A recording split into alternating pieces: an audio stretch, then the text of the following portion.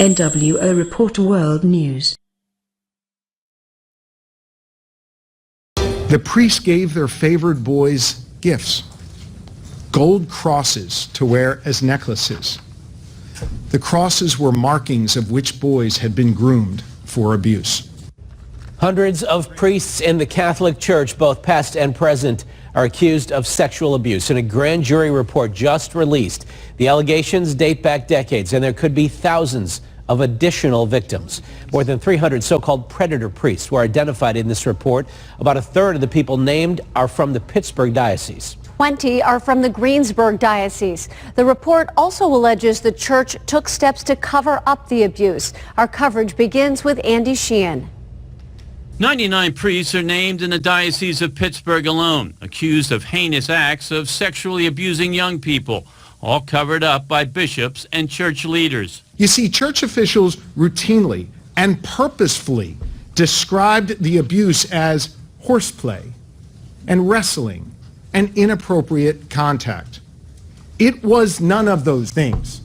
It was child sexual abuse, including rape, committed by grown men, priests, against children. The report does not pull punches, with graphic details of convicted priests like Robert Walk of St. Thomas More in Bethel Park and Father Richard Zula of St. Mary and Ann in Mariana, Washington County, accused of molesting children at drug and alcohol-fueled parties.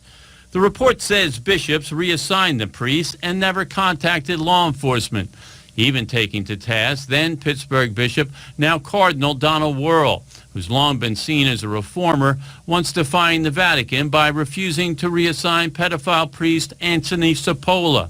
But the report says Wuerl okayed the out-of-diocese reassignment of one pedophile priest, while current Bishop David Zubik assured Wuerl that the files on the priest would be kept confidential. The report says Wuerl also approved a slush fund retirement of hundreds of thousands of dollars to convicted pedophile Zula, who had threatened to expose other priests.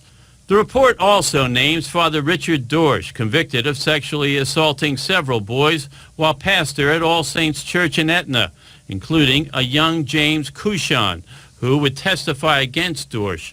Now a film producer in Los Angeles, Cushon says the report leaves little doubt that those victims were telling the truth.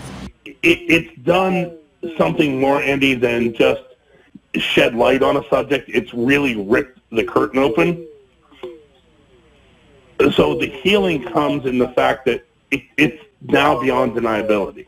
It's closing the book on the doubt and opening the book on really, let's fix this. Now, the diocese says that reforms put in place over the last 20 to 30 years have all but eradicated sexual abuse in the church.